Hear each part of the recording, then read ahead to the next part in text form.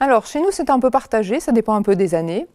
Mais c'est vrai qu'en AESI maths, bon, comme on forme des enseignants, il y a quand même encore pas mal de filles, parce qu'il y a encore ce côté, le côté où les filles sont un peu maternantes et donc elles sont très bien en classe, que les garçons font des choses plus sérieuses. Alors j'y mets des gros guillemets, hein, parce qu'on s'entend bien que ce n'est pas du tout la réalité du terrain.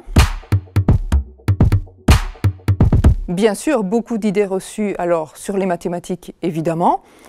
Sur l'enseignement, d'un autre côté, l'enseignement c'est pour les filles, les mathématiques c'est pour les garçons, c'est probablement pour ça qu'on a une parité. Et voilà, maintenant au niveau des idées reçues aussi, moi je les forme à l'algorithmique. Et alors là, évidemment, l'algorithmique c'est pour les garçons. Eh bien non, l'algorithmique ce n'est pas pour les garçons, j'en suis la preuve incarnée je pense. Non, non, voilà, il y a beaucoup d'idées reçues mais qui sont complètement fausses.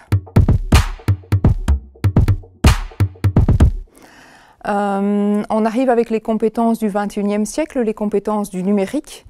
On s'attend quand même à ce que les profs de maths de l'avenir puissent enseigner la programmation. Et je pense qu'il ne faut pas les laisser au dépourvu. Ils doivent apprendre ce genre de choses dès leur scolarité. Et donc voilà, c'était l'occasion de leur montrer qu'on peut faire des choses très sympas en algorithmique. D'ailleurs, la première année, voilà, on touche un peu à ce qu'ils font en France, donc des logiciels Scratch, de la programmation par bloc avec un petit chat qui se balade. On fait un peu de robotique avec les robots Lego. Donc c'est en fait de la programmation cachée. Et on peut faire des choses très sympas, très poussées avec cette programmation.